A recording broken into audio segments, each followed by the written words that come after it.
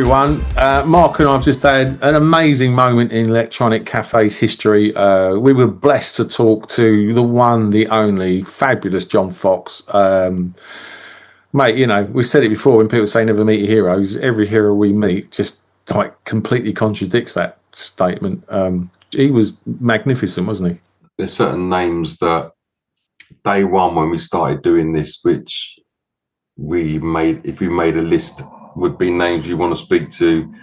John Foxx would have been pretty high up that list, perhaps even on top of that list. I mean, you know, he's worked with Ultravox, his solo work, The Garden, Metamatic, you know, those songs, Rock, Hiroshima, Mon Amour. I mean, it's just so pivotal. Both of us back in 1980 when Metamatic came out, never in a million years when we held that record did we think, you know, one day we'll have a chat with John Foxx. I mean, it's just, he was brilliant. He was amazing. Just such a sweet, smart, articulate man. Yeah, brilliant. Absolutely brilliant. Shall we let everyone see the conversation we had, mate? Yeah, indeed.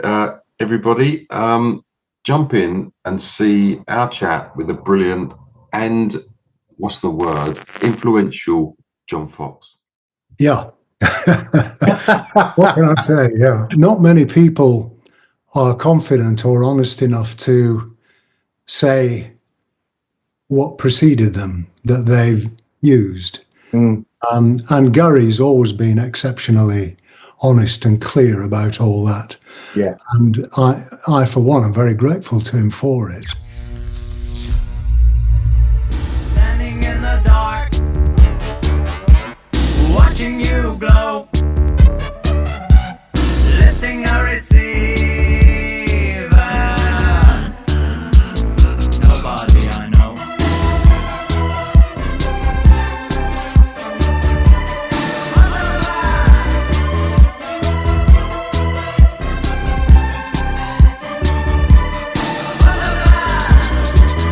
Well, I used to remember. Now it's all gone. World War something. We were somebody's sons.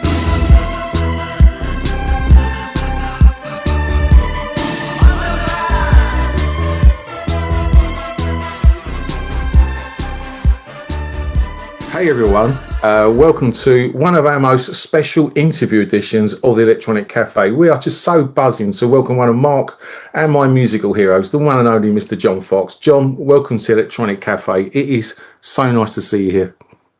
Thank you. Yeah, very good. Very kind of you. Thank you. You're most welcome. John, say it's a real honour for us. And then one of the reasons we got you on here, 12th of September, we see the release of No One Driving, and I think it's a collection of A and B sides from 1980. Am I right in assuming it's come from some of the Metamatic sessions? Yeah, that's right. Looking forward to that coming out, and can't wait for everyone else to hear it. I'm sure there's obviously a real buzz for it right now, so it's awesome.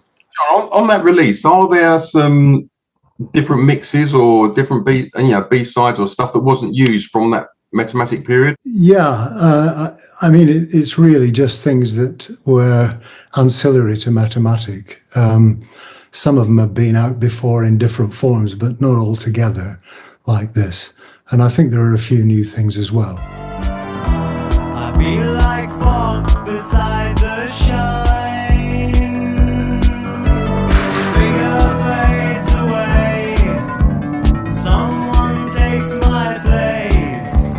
Meshing with the pictures on the pages. There's no one driving. There's no one driving.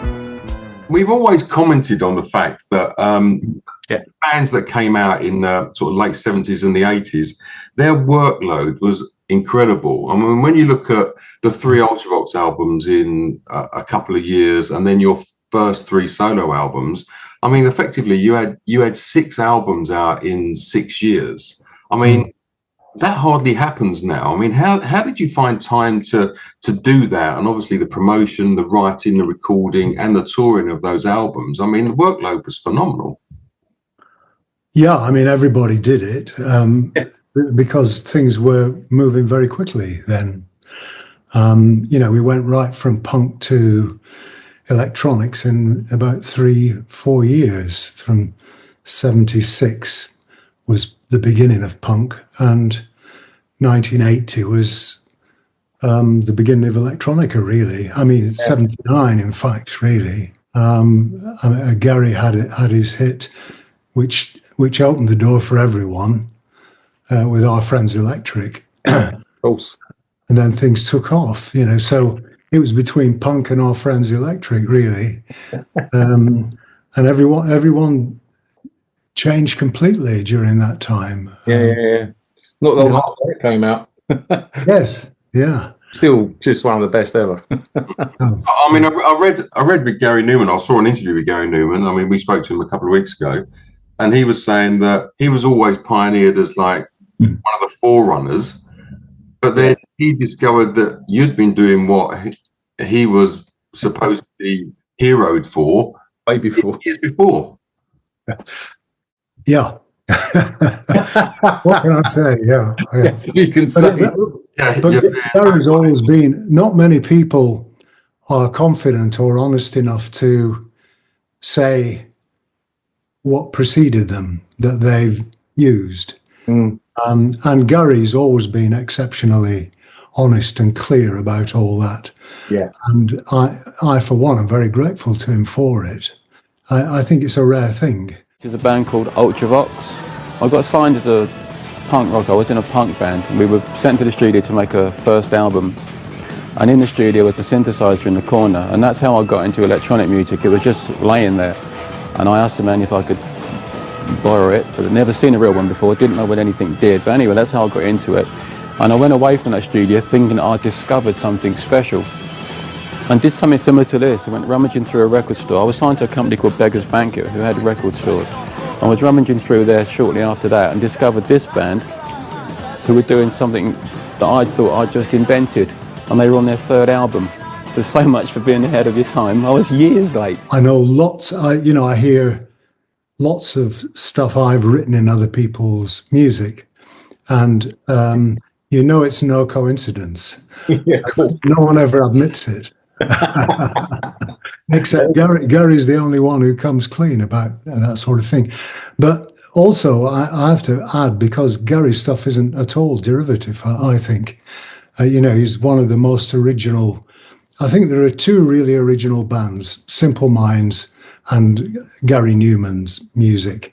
They're really inventive and original sounds. Everything else you can easily tell where it comes from, but those two bands have a sound that they've invented, sure, from bits of other things, but they've gone off into a direction that is completely original, I think. Somehow we drifted off too far. Communicate like distant stars. Splintered voices down the phone. The sunlit dust, the smell of roses drifts on low. Someone waits behind the door. Hiroshima, mon amour.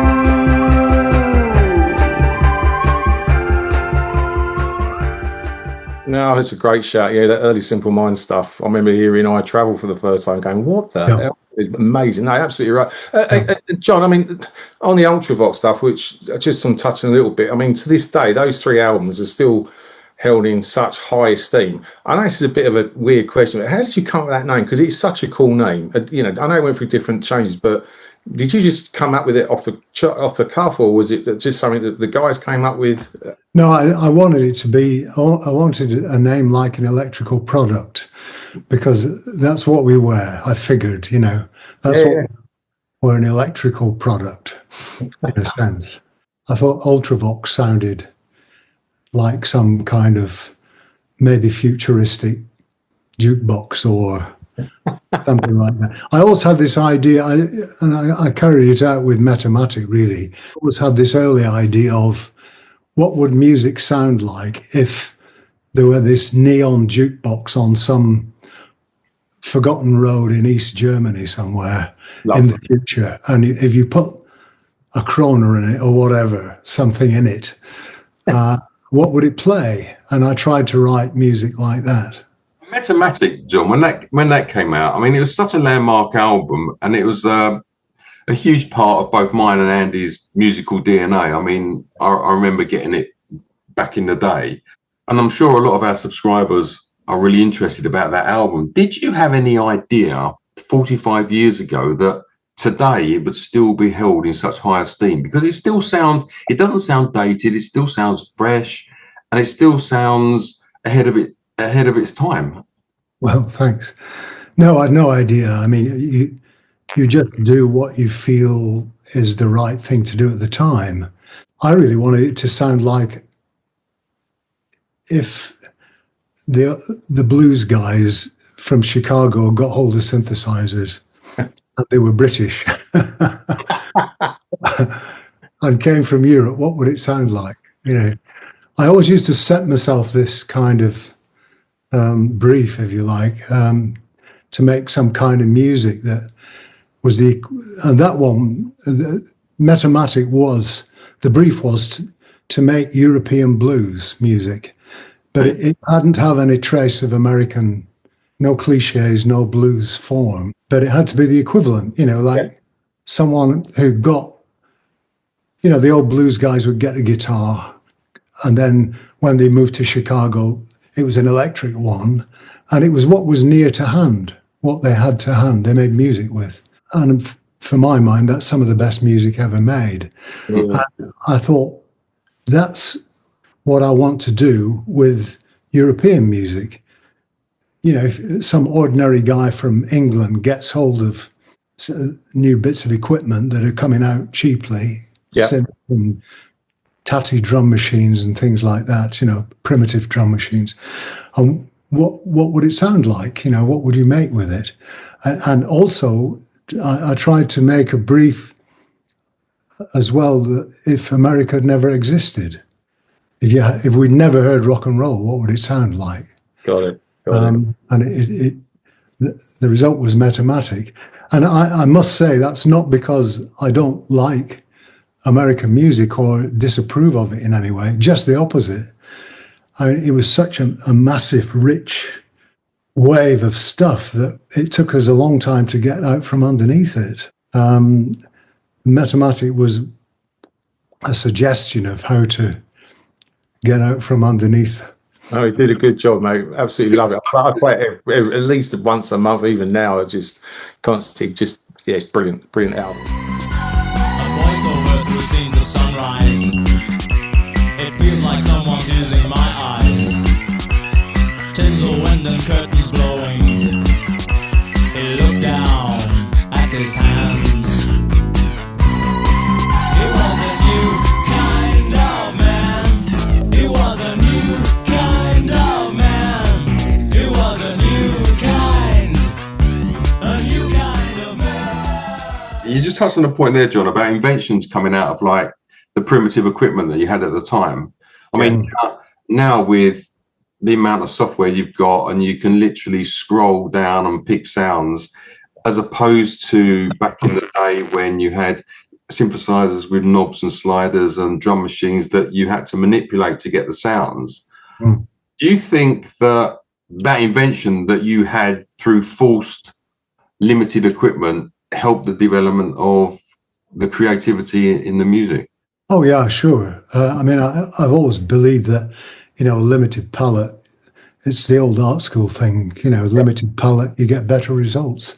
Yeah. If you have too many choices, you can make a mess of things. It's like your favorite dinner, you know, it's like putting all your favorite dinners together on one plate. It doesn't make a good meal. That's well put. That's well put. John, obviously, with the rise of AI, I mean, you've always been ahead of the curve in embracing new technology, but yeah, how do you see the relationship between sort of AI and human emotion in music today? I mean, obviously, compared to when you started, it's completely different, but what's your views on it?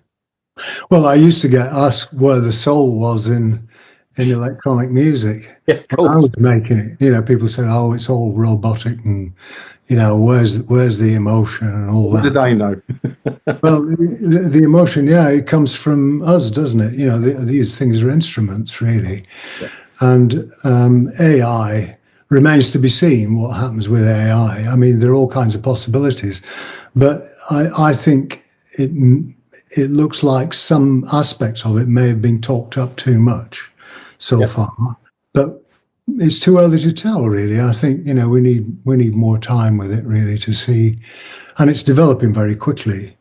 Yeah, So it remains to be seen what effect it has. Yeah. I mean, we've had everything from people saying it's very, it's like having a team of assistants. If you want some information, you can ask it to get the stuff for you, and it will assemble it from all the information that's in the internet, really. Yeah. Which is a great boon. Means the search engines are going to be struggling in the near future. But on the other hand, you have reports of suicide because people have been using chat lines that just agree with them and carry them down a rabbit hole, really, essentially. Yeah. You're But we've all been going down rabbit holes for the last 10 years with the internet, so it's not much of a change, really. Yeah. Pictures, I've got pictures and I run them in my head when I can't sleep at night. Looking out at the white world and the moon, I feel a soft exchange taking place. Merging with the people on the brains, blurring my face and conversation.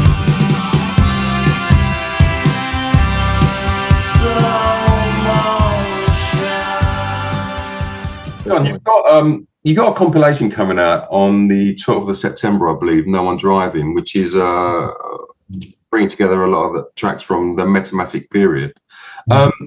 Gareth Jones was an engineer on Metamatic, and I read that you had a key role in the introduction of him to Depeche Mode, which led to the trilogy of albums that he did with them, which really kind of kick-started their career.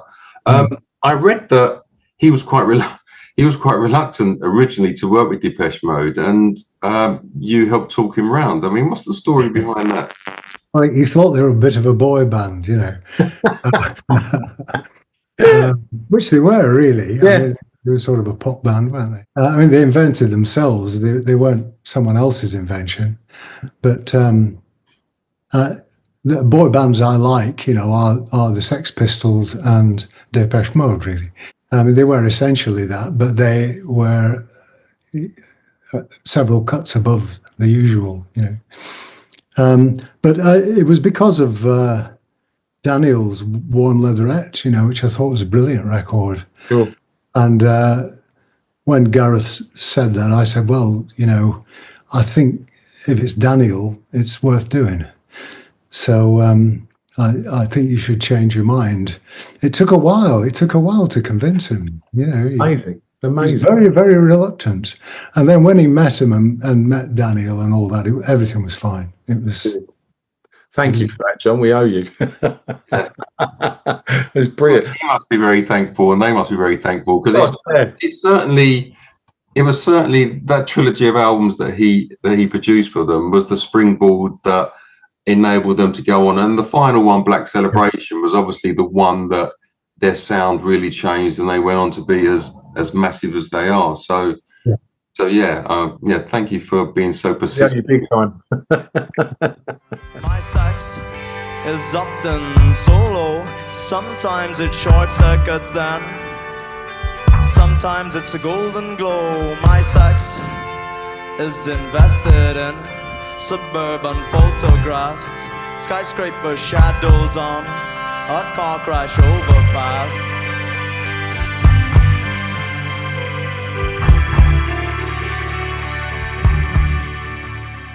John, I mean, in '85, I know you, after releasing several albums from the Garden Studio, based in Shoreditch, I read I'm trying to make sure I correct this right. You were divorced a bit from any contemporary musical influences, and then obviously you went back to your art and being a teacher. By the way, when I met you in London, I got this. I mean, fabulous book. If anyone hasn't got it, grab a copy. It's absolutely brilliant. But then some 5 years later, I love this. And again, correct me if I'm wrong, but I read that Underground House and Acid from Detroit and London started to re-inspire you. So again, I just thank you for involving Daniel Miller. Who do we need to thank that in that sort of genre that made your ears prick up and go, oh, actually, I quite like making music again?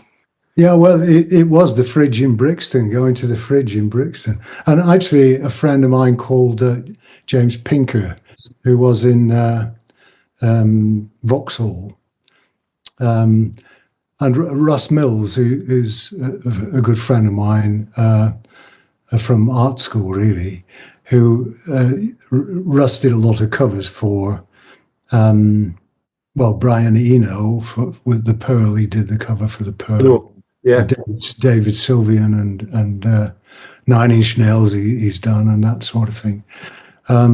So Russell was always on the ball and loved music, and he was the kind he played Gary's music to me first, actually. The Blue album, the very first album that Gary made. So Russ was instrumental in all that. I got bored in the early 80s. I just got bored because there was this veering off into soul, imitation soul. And I think white soul is always a bad idea. It's not very convincing. And it seems to slip towards show business too much for me. So I just lost interest in the whole thing. And I was doing crap as well. I used to listen to my own. I remember fiddling with this pop song, and I thought, bloody hell, what am I doing here? So I just threw it away, and I thought, sell the studio, and that's the end of it. Yeah.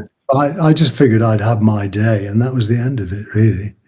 And I felt pleased to have had my 15 minutes of fame, and I thought I might as well bugger off and not embarrass anybody. Your dress is shimmering, your voice is hiding things when you say I've hardly changed in Europe after the rain, when the nights are warm and the summer's way. I'm glad you came back, mate. And obviously, Louis Gorn played a big part in your return. How did you? Oh, Louis, yeah.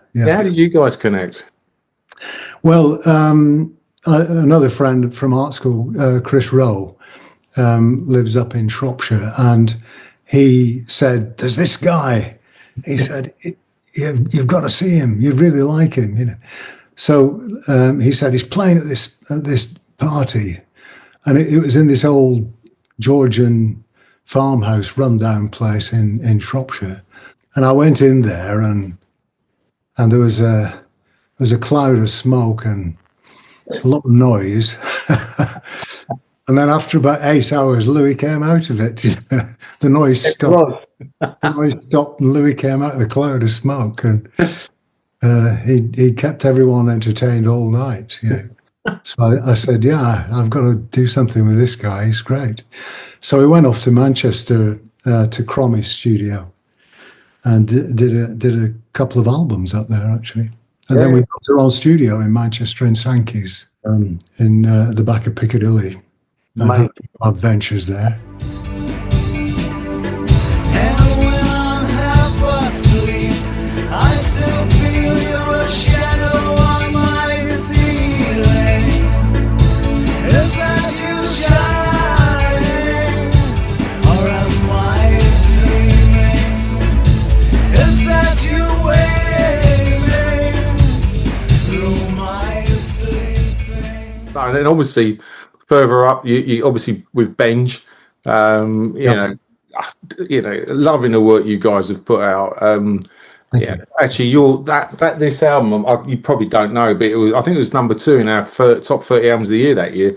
We did like a 30 episode. Yeah, it absolutely blown us away when that came out. Is there any new sort of John Foxx and the mass material in the pipeline, dare I ask? Yeah, we're working on it at the moment. Hey! It's almost finished, actually. I just need to finish off a few vocals, and that'll be it, really. Oh yeah, let us know when that's out, John. We'll obviously promote the hell out of it. But that's absolutely awesome news.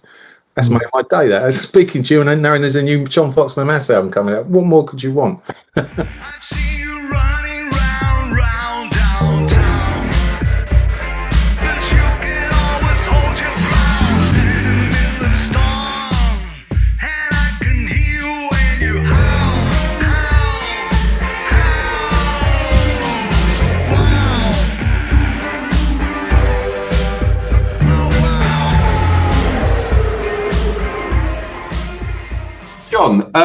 Cities, architecture and urban spaces have always played a big part in your creativity.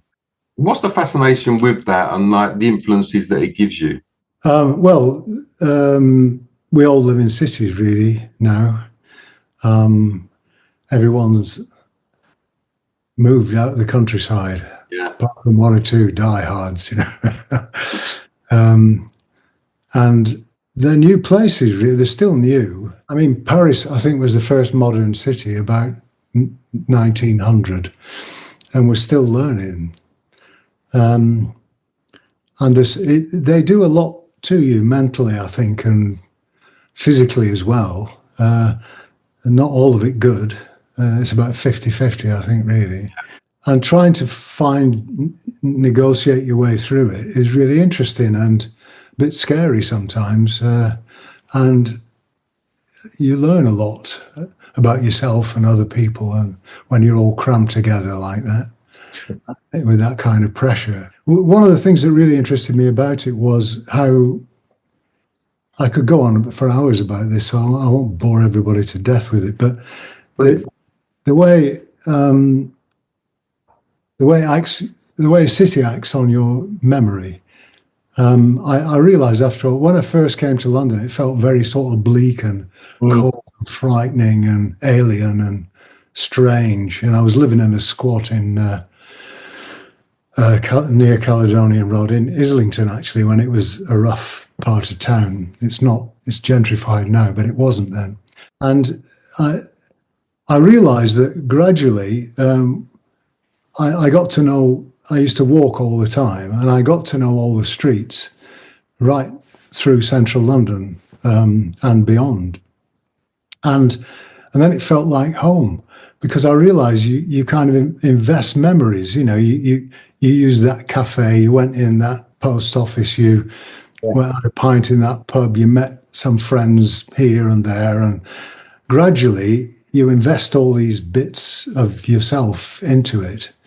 And the city becomes your memory, literally. You know, you walk through a street and you remember these things. Yeah. Consciously or unconsciously. So it feels like home. And you are living in a city with your own version of this city. Yeah. Which I've always found fascinating. Everybody has a different map of London, their own individual map with all the landmarks, you know. So it's that kind of thing I was trying to write about, those kind of effects that are new things, you know, they haven't been written about before. Yeah. And I was trying to write songs about it rather than dashing off a few love songs. I thought I'd write about how cities affect us. Love it. Love it. It's a burning car. Then I looked at the sunset. And it felt like stage set. It's a burning car. It's a burning car. Alright.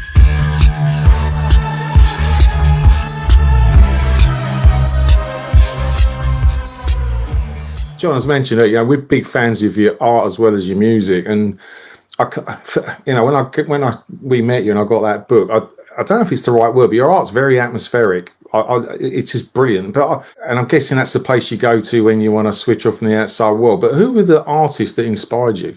Oh, obvious ones like Leonardo da Vinci, of course, was the first really when I was a kid. And then Greek and Roman statues that I saw very early on a trip to London with my dad. He used to save all the money. He was a miner, you know, but he'd save all his money up for a year or two, and then we'd blow it all in London. We go down to London in the car. It took about 8 hours to get there.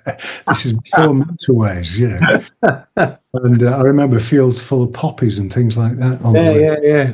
It was a different world then, and London seemed like a wonderland to me at that point. Cool. It's marvelous. So musically growing up, who were the artists or the bands that influenced you, that ignited your passion in music for you to consider it as a pathway? Well, one of the first ones was a band called the Plims that were Wigan's answer to the Rolling Stones. Oh, right. And but they were great. They were a great band, and they were very early. They were straight off the mark. I saw them in 1963 at Chorley Town Hall, and they were remarkably good. They were really rough and raw. Right. And all the other bands were trying to do harmonies and things like that. There were lots of bands around then because it was the 60s. Yeah. You know, they were all forming. They'd come out of the 50s and into the 60s. You know, so but the Plims were the first lot that were completely avant-garde. Didn't give a toss about anything. You know, it was they were real rebels, but. Punks before punks. Yeah, they were. They were a bunch of punks, really. Yeah, love it. And they were great fun. You know, it was just totally enjoyable to watch them make this racket, you know. And it was a wonderful noise they made. You know, it was joyous, exciting. Everybody loved it, you know. The whole atmosphere would change. You felt good to be alive when you were watching them. You know, they were great. And then I started going to Manchester when I was about 14 to all-nighters at the Twisted Wheel Club, which was an all-night sort of rave place, really. And they played great old blues records, chess records that you couldn't get anywhere else, really. Right. Roger Eagle was the guy who used to run it, and he ran lots of clubs around Lancashire at that point. Was that the Northern Soul clubs? Oh, it was before then, it was well before. Yeah. It became Northern Soul after about another 10 years or 20 years almost. But then it was rough and roll blues, and you had bands like the Yardbirds and Spencer Davis, and then you had Little Walter and Memphis Slim and John Lee Hooker and all that visiting. So it was a great scene. Playing live, you know, they were 2 feet away from you in this tiny cellar. So it was just magic, you know, I loved it. Vincent drove back nicotine women in tow. This year I hear it's neon couture rag. She got $1 million wrapped in the paper bag. On the catwalk, from the sidewalk. It's amazing you're saying at 14. I mean, you know, these days, no one let their kids go to a club at 14. Yeah. So, I wasn't allowed to go anyway. I used to shin down the drain pipe. I had a paper round, and I used to get down the drain pipe, catch the last bus to Manchester, stay up all night. wow. Back up the drain pipe into my room, just in time to get called to go for the delivering the Sunday papers at 7 a.m. You know. Love that. I love that. You can do that at that age, can't you? You don't need sleep. It's amazing. I'm trying to stay awake, you know, for 24 hours, 48 hours like that. Yeah. Brilliant. John, I mean, I know you just recently released the piano-based stuff, which I have to say, I find stunning. I know it's so complete, you know, reversal and stuff like this, but like Avenham for me is like one of the albums I put on my Sunday morning coffee and just drown it. I just want to ask you a question. When you're writing that stuff, do you actually write it on sheet music, or do you just do what comes through your soul? And I'm just curious to know, because, you know, did you write a sheet music and then play it, or do you just go with the flow? No, it's all, nothing's written down. Yeah. I can't write music. I've never learned how to write music, so it's just improvised. But it's a sort of, there's a basic theme, just a few notes really, and then I improvise, and I probably do 4 or 5 takes, probably more sometimes, and then just choose the one I like best, really. Yeah. And that's it. It's just done straight down, which is what I like about it. You know, it's not prepared, and there aren't overdubs or anything like that. It's just played. That's the joy of it for me. Yeah, mate, it's beautiful. I mean, it's just it creates such a beautiful atmosphere. Thank you. And literally, when you play it, Mark's let me say, so when I love stuff, I literally get hairs on the back of my neck going in. And that album, and the other two you did, absolutely love them, mate. They're brilliant, absolutely brilliant. Thanks. I mean, there's the work with Harold Budd as well. Yeah. And I mean, when we saw you at the King's Hall in King's Cross, and there was a playback of the piano music, it was so enveloping. It was just like stunning. It was beautiful. Oh, Yeah. Thank you. Yeah, Harold was a big event in my life, really. Yeah.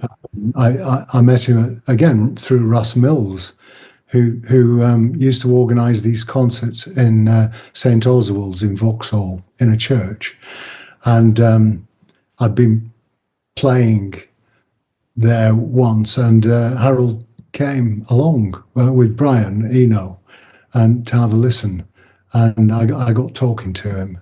So we said we'd hook up sometime, and I thought, well, I hope that happens, and it did. He came over and we did some work together. Did that album, in fact. The other person who was there who died recently too was Terence Stamp. Oddly enough, Oh, right. Wow. he came to the Vauxhall concerts. Wow. So it was wonderful to see him. I was too scared to say anything. I just saw him in the pub afterwards, having a pint of Guinness. It's a great event. On the plaza, we're dancing slowly, lit like photographs. Across the plaza, toward the shadow of the cenotaph. Down escalators, come to the sea view. Behind those smoke blasts, no one sees you. A familiar figure comes to meet you. I remember your face from some shattered windscreen. Brian Eno was an engineer on the first Ultravox album as well, wasn't he? Well, he was producer, co-producer, really. Yeah. We all did it together, I think. Yeah. Really. Yeah.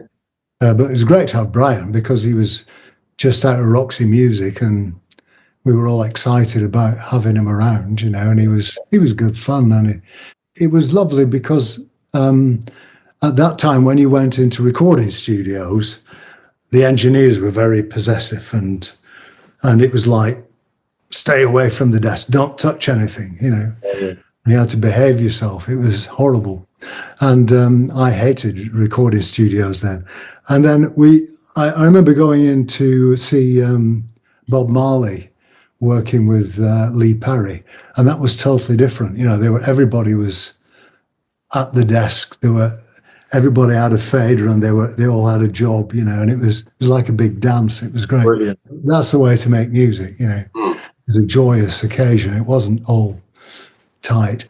And oddly enough, because we had Steve Lillywhite as well, who was an old mate of ours, or a young mate of ours, in fact, and Brian together, the studio was our little world. Suddenly. And I realized that. I thought, wow, this is totally different to any other session I'd done, because we'd done a few odd sessions here and there, and they were always awful. And this, for a change, was great fun. And Brian was up for distorting things and, taking things to the limit, and Steve was up for it as well. So the whole thing had a different atmosphere to any other sessions I've been on. And that was the same with Harold as well, because when we were playing the music together and recording it, it was just very straightforward. You switch on, Harold would say, here's a chord, John, what are you going to do with that? That's brilliant. I'd play something, and he'd say, too many notes, John. Too many notes. I love that. Find the one that means something, he'd say, The Quiet Man is a theme that's cropped up throughout your music and your photography and your essays and your spoken word, which is a kind of alter ego, an observer in the world. How would you describe The Quiet Man? Well, it's me, really, in disguise, and doing my best in a city, lost in a city, really, and trying to find your way through with a modicum of dignity. Come on and tangle in the dark, dark. Fuck like a Dog bites like a shark. When it's wet and hot, you want to rock, rock, rock, rock, rock, rock, rock, rock, rock, rock.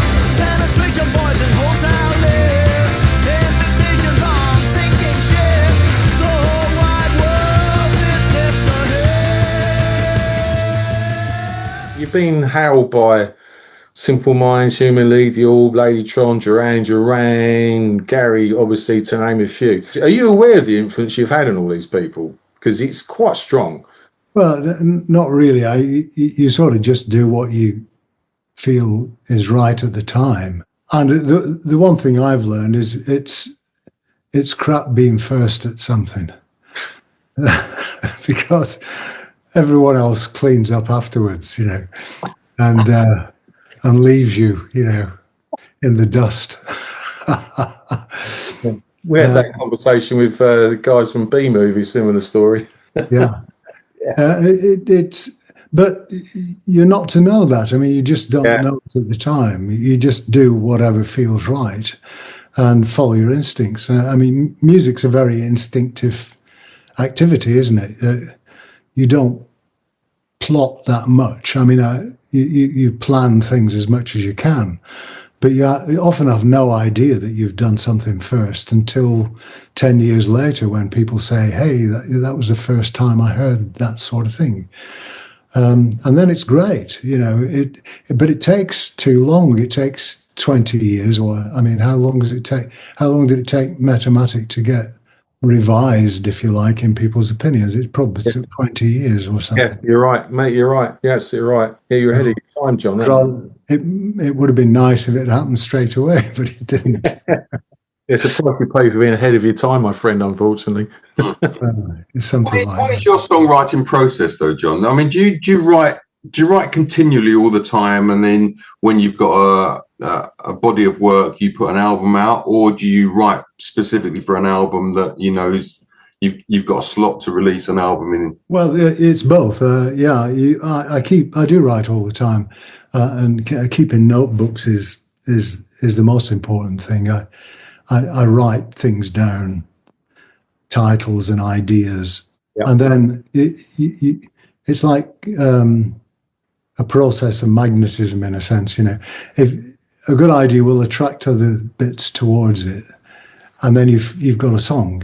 Suddenly you have a melody for those words, and then a kind of atmosphere for the whole thing, and suddenly it all comes together. It's a strange process. It's I can understand why people say that they're given songs rather than developing them, because sometimes the best ones happen in 10 minutes. Yeah. You have a song. I remember writing endlessly, and I thought, I've just written a song, and I just sat down. It's like I just sat down, and there it was. Brilliant. All at once, the whole thing, all the words, Wow, everything just happened all at once. And I think that's a wonderful thing. And I don't know what it is or where it comes from. I assume it's something to do with the way your mind works after a long time of hacking through the undergrowth of learning how to play things and putting things together. But it still feels great when it happens. yeah, makes it. Yeah, when it lands fully formed, and you haven't got to struggle over the chord changes and this bit doesn't work. It's kind of like, we had one song like that, but then our band split up the following week, and I think it was the best song we ever wrote, but no one can remember it now. But it's amazing. Yeah, they usually are. Those things that happen very quickly are the best, I think. Yeah.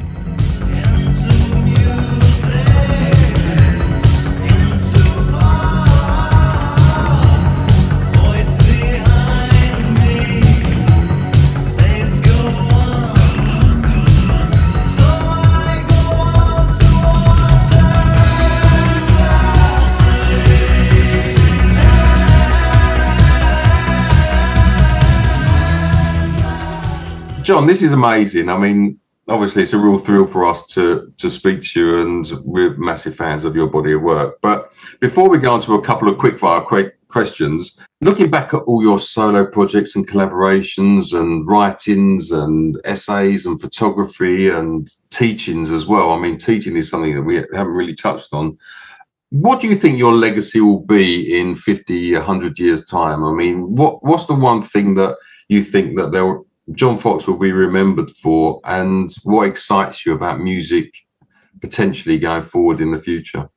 Well, first of all, I have no idea what was going to happen in future. I mean, so many artists get completely forgotten after they fall off the perch, and I have no idea.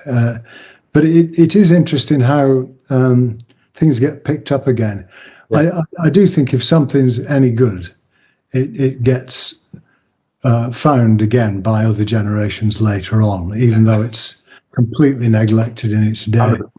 And there are lots of examples of that, aren't there? You know, I was reading The Great Gatsby again, and that was forgotten for a long time after it was written, you know, sort of dismissed by critics and then forgotten. And now it's back in one of the great American novel.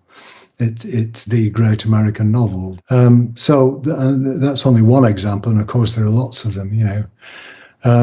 So you just hope that if it's destined to be, if you like, or if you have made something that is really interesting or important in some way, then it'll come back later. You know, people will find it again. That's all I think, really. The thing about music and how that's changing is really interesting, I think, you know, because it's about instruments. You know, they change music. When you get a new instrument, the shape of the music changes always. And that's always fascinated me. You know, guitar music has a particular structure and its sound is identifiable because it's made with guitars and on guitars. Classical music is another thing, you know, composed mainly on a piano, so it has a certain sound. And the music in the future really interests me because I know how much synthesizers change and drum machines change music for me. And I think in the future, what I want is something that is a kind of direct neural connection. So we can get rid of keyboards, you know, which are archaic really, and start using pulse rate and sweat and excitement and dancing to produce music. I mean, you could do it now, but it would be a bit cumbersome. But there was a great, I've said this before, but there's a book called Nova by Samuel R. Delaney that I picked up when I was hitchhiking in Spain in about 1965 or four or five. It may have been 68. Anyway, it was 1960s. And in that book, there's a character called the Mouse who has only one shoe because he uses his bare foot as part of the way of playing this instrument called a syrinx. And it has thousands of strings like a sitar. And what it does is it uses the audience to make music. It gets all their neural connections and makes hallucinations for each of them that are different, you know. So he will pluck these strings and everyone goes off into their own particular trance. And I think that's a fantastic concept. And I'm still waiting for the delivery of my syrinx from Amazon Music, you know.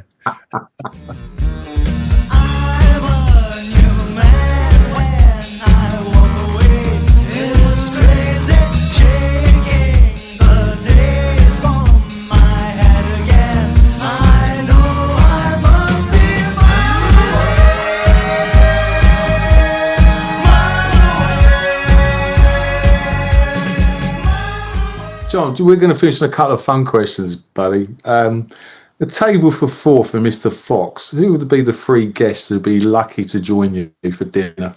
Oh, God. Dead or alive? Dead or alive, you pick. Dead or alive. Well, Leonardo da Vinci, I'd like a chat with Leonardo. Yeah. That would. Eric Satie, I'd like to hear what he had to say. Have to be Billy Connolly, I think. Oh, yeah, that's a great shout. That is a great shout. Yeah. Could that be an incredible conversation? 3 of them after a few glasses of wine. You 4 over a few glasses of wine. I'd love to have that film. This final question, we ask it to everyone we speak to, and we never get it right. And really, the amount of influences and everything in John Foxx, I've no idea where this is going to go. But what would be your desert island disc? Oh, yeah, that's a question, isn't it? Well, it would be Eric Satie, I think.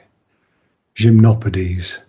Yeah, I think it would, because I've been playing that virtually all my life since I first heard it when I was about 17, I think. And it still surprises me. That would be it, yeah. I mean, we can never tell. When we spoke to Rusty Egan, we're quite friendly with Rusty, and we was expecting it to be something Germanic or electronic.